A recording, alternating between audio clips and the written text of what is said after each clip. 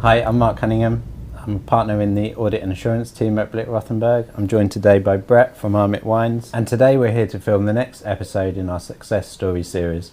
Brett, thanks for joining us today. Could you start by telling us a bit about Armit Wines for people that aren't familiar with the business? Yes, certainly. Armit was founded by a chap called John Armit in 1988.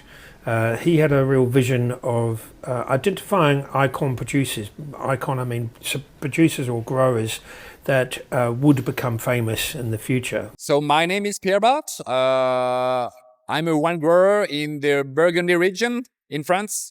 I'm Michel Mallard, and I'm running the estate Domaine Michel Mallard et Fils in Ladois. My name is Priscilla Incisa della Rocchetta from Tenuta San Guido. Some names you may know, like Domaine de Romani Conti, Chateau Petrus, but he was a genius at identifying producers that had yet to get to that stage. So he started John Armit Wines under his name in '88 and sold the business, I think, in 2011. And I was appointed in 2019 as the managing director. Armit is a business now that's completely different to what it used to be, but the foundations of what John really set in place still remain. We are a premium fine wine distributor, so we import exclusively various domains from around the world, predominantly from Italy and France, into the UK, where we have exclusive supply. That's quite important because some of the wines that we have, if you want that wine, it has to have come through my business. And we sell to the private individuals, the high net worth community. We sell to the Michelin star and white tablecloth restaurants. We sell to what you would recognise as premium retail, so Harrods, Fortnum & Masons, the top names. Hedonism, which is a very famous Mayfair bottle shop. We sell to regional independents all around the country. We also sell to people like Majestic and Waitrose. So you can see the business has got many channels and we're much more complex in our route to market, but it's all underpinned by the exclusive supply that we have of these icon domains. Brett, what would you say was the foundation of the company's continued success? Without question, true collaborative partnerships. When you have the privilege, but also the responsibility of representing some of the estates that we have, you have to be very careful that you aren't a transactional business. And by that I mean, of course, you have the day-to-day representing a product and selling it to a customer. That is a transaction. But it needs to be done in a different mindset to perhaps other industries. It's very special working with Armit because we have not only a work relationship, but we became friends over the years. I think the DNA of Armit is really, really important. And I think it's remained the same since John Armit was there. And it's something that under Brett Fleming, this has been re-established, I would say. The DNA is very, very strong. And that collaborative partnership means, who is it you're selling the icon wine to? Are you placing it with the right sort of customer that estate will be pleased to see that wine is being represented through that outlet? Mm-hmm. For example, do you sell it to the local fish and chip shop, or do you sell it to Gordon Ramsay's restaurant? And you can see, whilst they're both food outlets, they have quite a different clientele.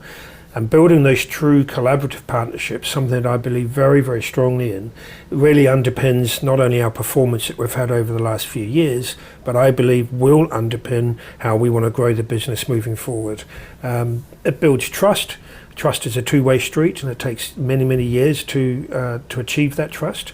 And you've got to remember the estates that we represent.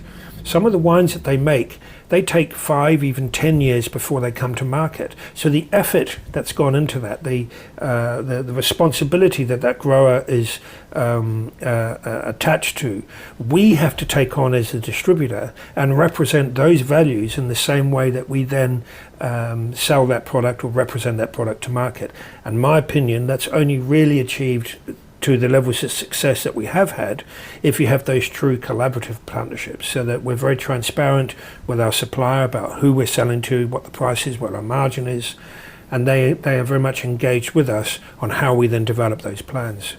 So it sounds like you're also selling to those suppliers where you're going to place the product in order to bring them in and link them. Yeah, very much so. I mean, we have probably our strength would be Italy and France. I think that would be fair to say. And we have regular meetings with them in person during the course of normally the summer. and one producer is called Tinita San Guido Sassicaia. Many of your viewers, I'm sure, will recognise the name Sassicaia, but actually the company is called Tinita San Guido, and they're based in a region in Italy called Bolgheri, and they're probably the most famous super Tuscan, is the word that's been coined. A word I don't like. I don't think it's a true reflection of who Tinita San Guido are. They've got an amazing history. But we have a meeting with them every September where we sit down, it's a business review, and we sit down and we look at what did we achieve over the last 12 months, what their release is, and we discuss what the price needs to be to represent their interest in the market, but also then what are we looking at the next 12 months. So that's a 24-month, if you like, review. But actually, it stretches out beyond that to more what are we going to be doing in 3 and 5 years' time. And you can only really find answers to that if you have a true collaborative relationship. And that is built on trust because, of course, they're trusting us to actually build those customer profiles, customer placements.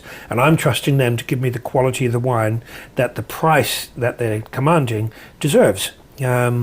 And I have to say, I think we've been very fortunate that not only do we trust each other, now it's gone well beyond that. We are genuine partners. And I think, that word partnership is very, very true when you build those collaborative aspects in any business that you're trying to create. And the suppliers, Brett, are they exclusively providing the product to Armit Wines? Yes, our fundamental model is that we are exclusive in any of the distribution that we take on. There are a number of reasons for that. Firstly, it is to protect price and market. Now, of course, manipulating price is illegal. You can't have those sort of discussions. But if you're exclusive in your supply, you control what the pricing in the market needs to be at all levels through the distribution chain.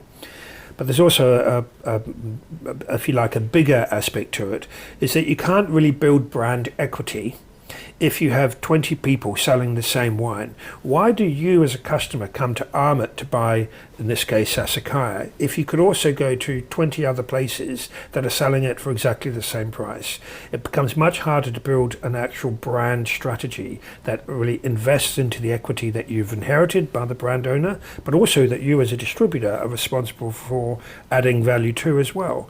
And you can only really achieve that if it's exclusive.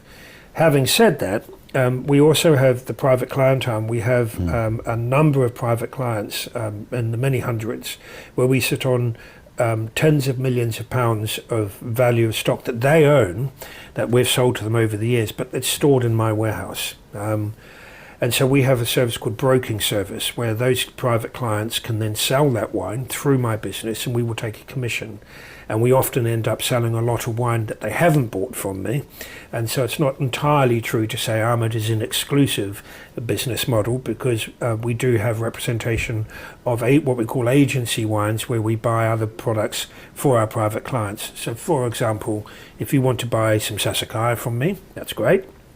But you might be having a party and you might want some Dom Perignon. Now, I'm not LVMH, so I will go to LVMH and I will buy that Dom Perignon and I will sell it to you as the customer. So it's an example where not everything we sell is truly exclusive, but the business model of Armit absolutely is about exclusive supply, yes. What do you do as a business to engage with your customers?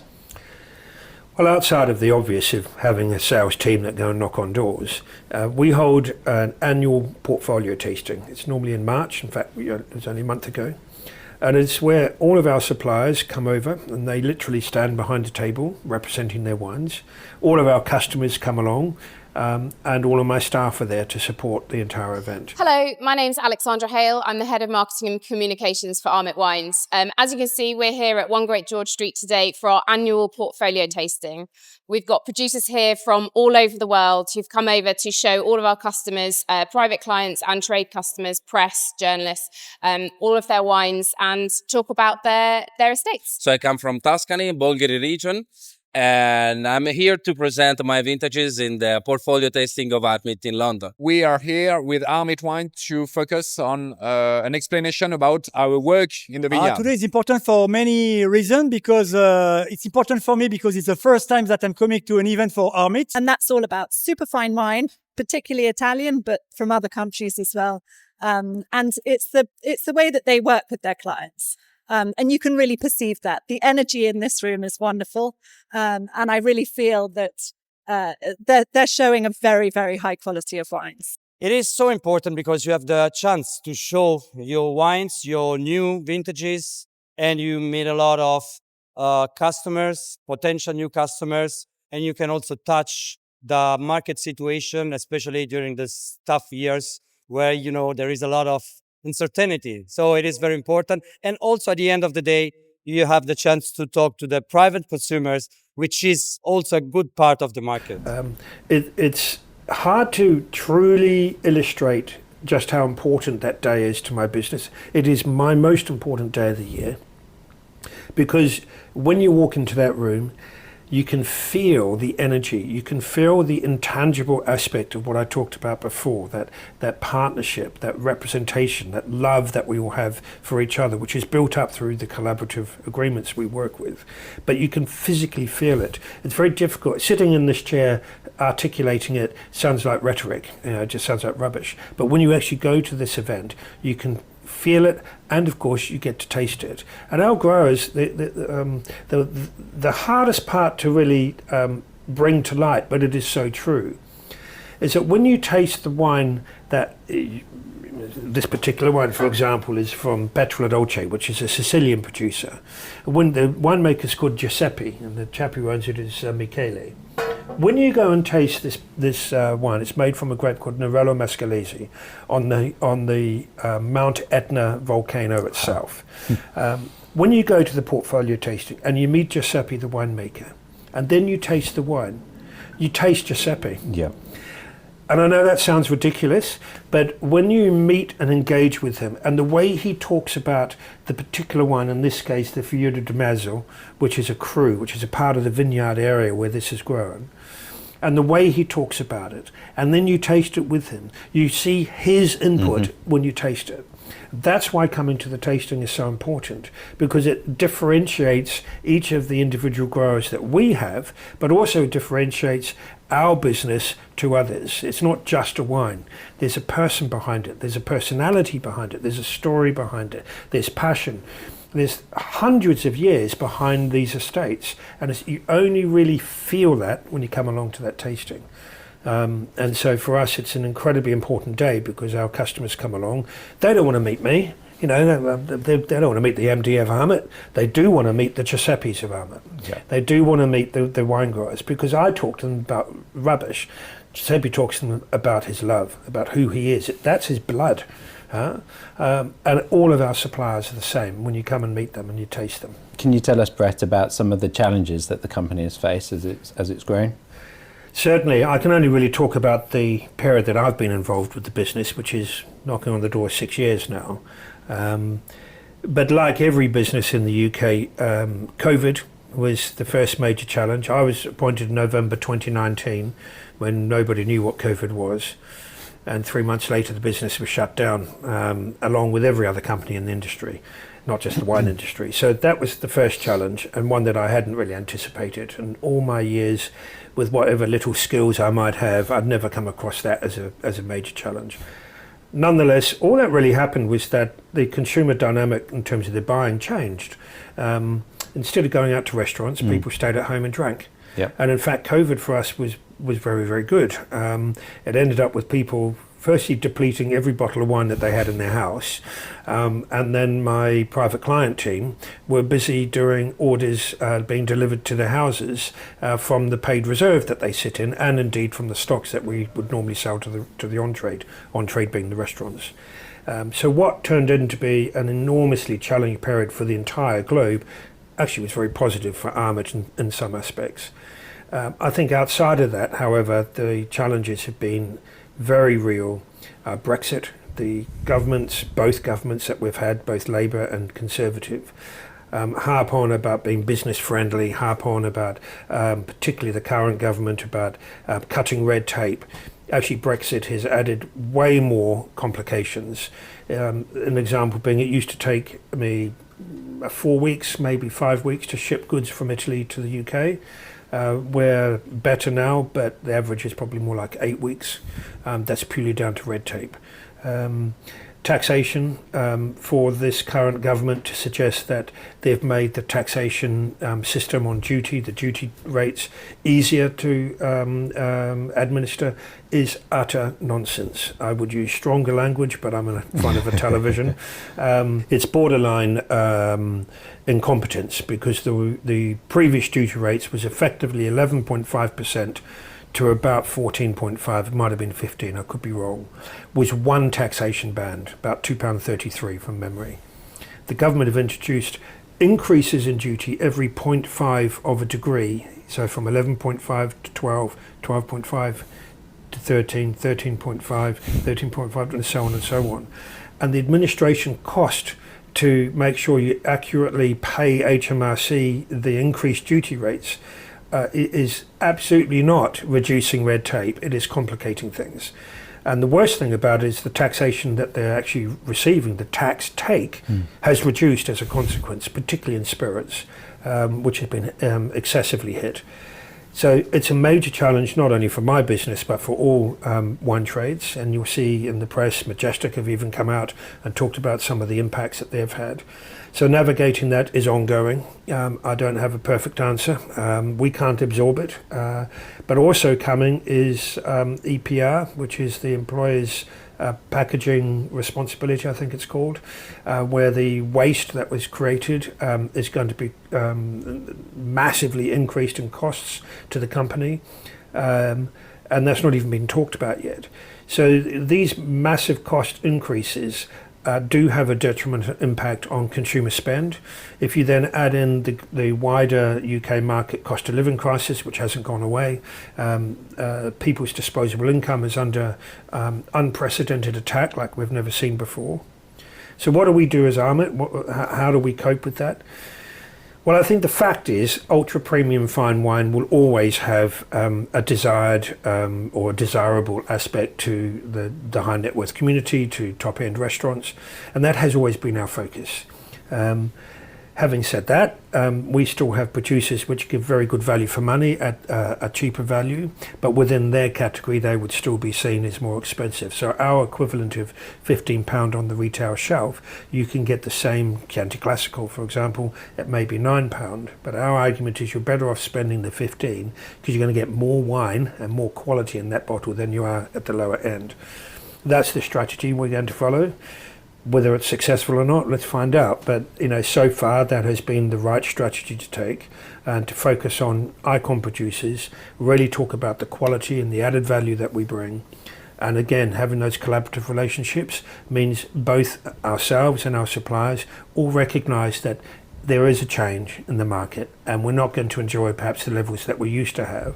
But I'm forever the optimist, and I believe there's opportunity in every cloud that comes along.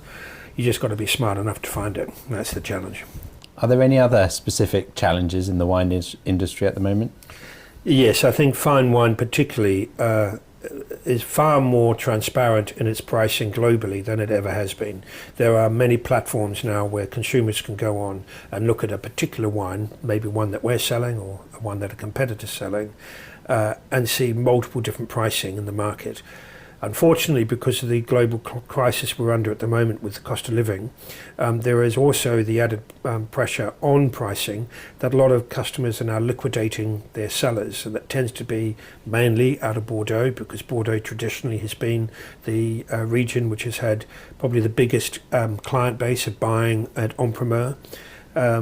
And so we're seeing incredible pressures on pricing. We're in the middle of the en primeur campaign, as it happens, during this filming.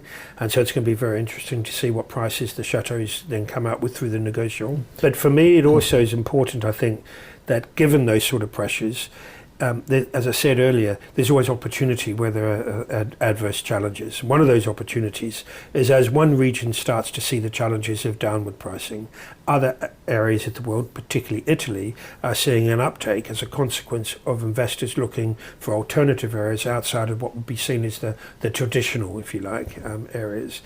Nonetheless, there are still some great producers that in those traditional areas. Domaine Le Flay from Burgundy would be a very, very good example. Chateau Latour from Bordeaux would be another good example. Interestingly, though, Chateau Latour doesn't go through the Nego system. It's a separate standalone. But as I say, I think Italy is certainly going to enjoy a renaissance, if you like. Not sure that's the right word, but they're going to enjoy a more of a uplift, I think, in the years to come as a consequence of the changing dynamics of that transparency and wealthy consumers looking to invest in other areas.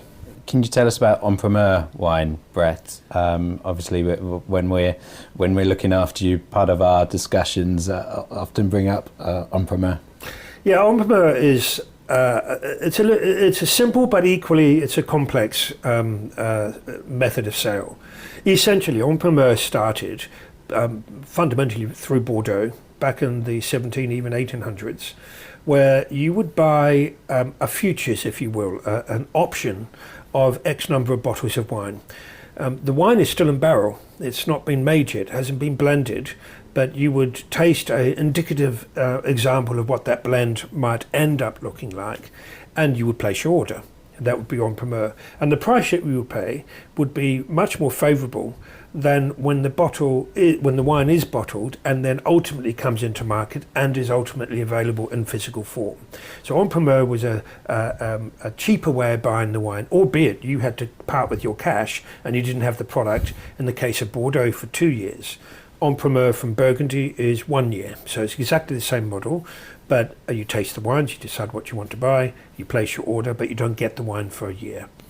Today, Primeur has morphed into a very, very different beast.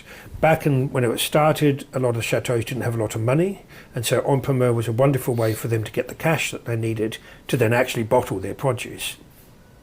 Looking at the size of the chateaus and the quality of some of the lifestyle of many a Bordelais now, you could argue that the need for them to have their cash up front is somewhat different today than it was 200 years ago. Having said that, Armit, probably 60% of my business is Primeur. And the reason for that is some of my suppliers aren't very big. And so we get an allocation exclusive to the UK. And unfortunately, if you want any of that wine, we will sell it Primeur to the people who will then buy it before it becomes physical. So the actual allocations play a big part in the maintenance, if you will, of the Primeur system. And that's particularly true for Burgundy. There are some suppliers that we represent and have exclusive supply from. Not all of their supply, because Burgundians will only allow you to take, in some cases, 18 bottles, 3 bottles, 36 bottles, because they're making maybe 1 or 2 barrels for the entire world. And so our allocation from that particular producer will be our allocation, but we won't be exclusive to that producer. There will be other distributors selling their wines. And so therefore we will sell that wine Primeur to our private client base and our top restaurant base. Again, they won't get it for a year. They have to pay me because I've got to pay the supplier. And that's how Primeur works. From an accounting perspective, it's a nightmare because you can only recognize the sale once the stock is physical.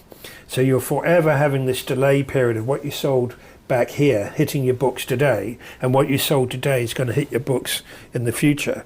But we have accountants to manage all that, and I'm not one of them. So hopefully that, in a short way, answers the Primeur system. A lot of our viewers, Brett, will be very interested in where the business is today and the challenges it's faced. What advice would you have for those viewers? Asking me for advice is never a good thing, but I'll do my best. When I joined Armit, there was no question the business was in trouble. We were losing money, $500,000, $1 million a year. In Vivo have been a wonderful supporter, but they really needed somebody to come in to turn the business around. The best way I can answer that is people. I'm a big fan of, I've never met him, but I'm a big fan of Sir Richard Branson. I've read many of his books. And the one thing that resonates in everything I've ever read about him and all the interviews I've seen about him is he always talks about surround yourself with people that are better at doing the specific job you want them to do than you'll ever be. And I really take that to heart. You must empower your team to be allowed to make a mistake.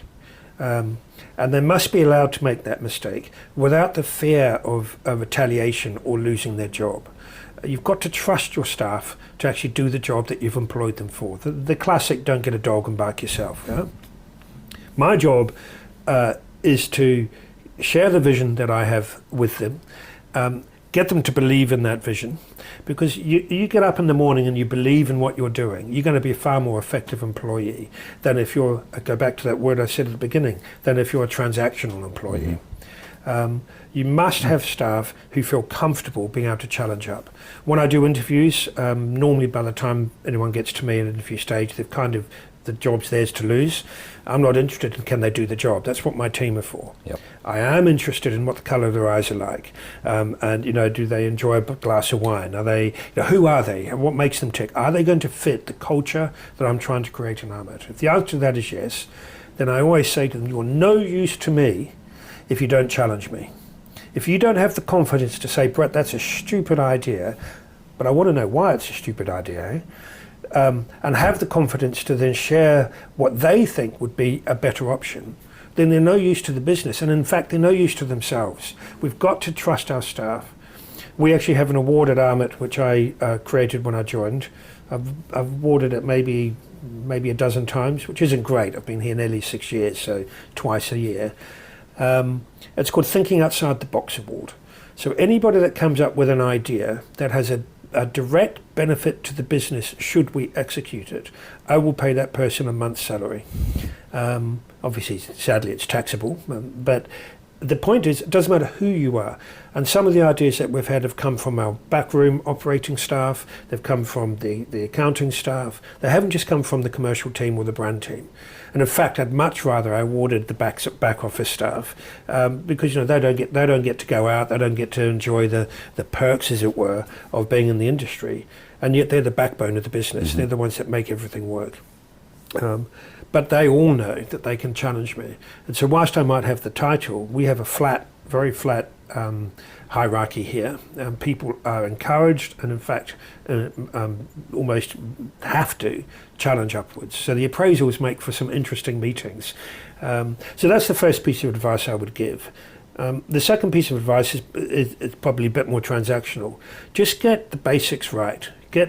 Make sure your disciplines are in place. Make sure your reportings are in place. Don't overextend yourself to such a degree that your cash flow then gets hit. Just basic business sense. And the harder you do the work at that, the luckier you will get.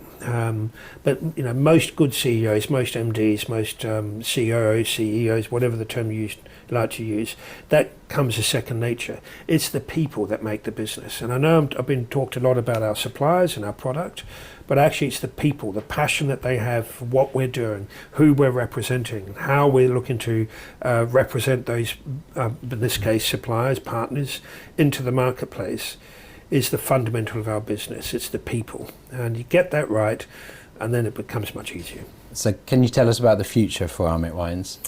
Well, in the current climate, that's incredibly challenging to answer. I have a vision, and that vision is we are, roughly speaking, anywhere between 15 and 20 million pound business. The reason that fluctuates is because of primeur, fundamentally. But I believe there's a gap for us to get to about 75 million as an ultra premium fine wine distributor in the UK, second to none. Much of what I talked about is aspirational in terms of how I want my staff to react, how my suppliers want to be seen in terms of their icon status. But I believe it's my job as the MD to have that vision and to bring my team along with me to deliver it. If you don't believe that, then you're dead in the water. You just become again another distributor.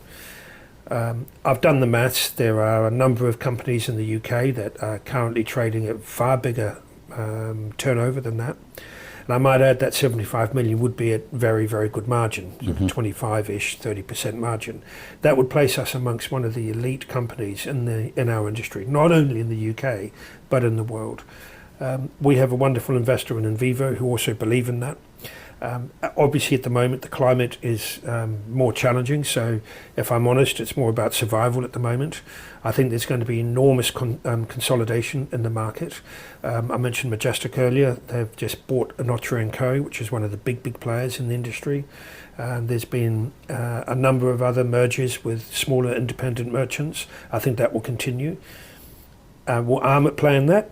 Almost certainly. How that will look and what that opportunity will be, I don't actually know in absolute terms now. I've clearly identified who I think we could consider. Armit itself could well be a takeover for somebody, but the reason we would be taken over is because of the excellence that we're producing, not because of the distressed asset that we might become. It's my duty, I feel, to ensure that it's the former, not the latter, that becomes the reason. But we also have a duty. It's a real privilege that we have some of the producers that we talk about. Sure. It's not just a winemaker making a red wine somewhere in the world and we just happen to sell it. For us, it's a real privilege that we represent these producers. So part of what does the future hold is we need to become a beacon of light to more icon producers that I don't currently represent who want to come on that journey with us. That takes time. That also takes examples. We have to prove ourselves to those people that we are the right business for them. But I firmly believe we can do it. If I didn't, I don't believe we'd have achieved the turnaround that we have at Armit, and I don't believe we'd achieve what I feel we still can if I didn't have that attitude. So even though we're in these very challenging times, I am optimistic. I've always believed in something as a glass is half full, it's never half empty. And indeed, I don't want the glass to be full. I want a bigger glass, right? I want more opportunity. And if you have that mindset, given the question was what advice would I give? Be aspirational. Don't be afraid to take risk, but measure that risk. Don't be afraid to say no to people. It's got to be the right fit for you. Don't listen to the naysayers. Arnold Schwarzenegger has a great commentary on that when he stands up and gives speeches. He's very firm. Don't listen to people that just say no or are negative. Don't surround yourself with those sort of people. Bring people who have the same positivity.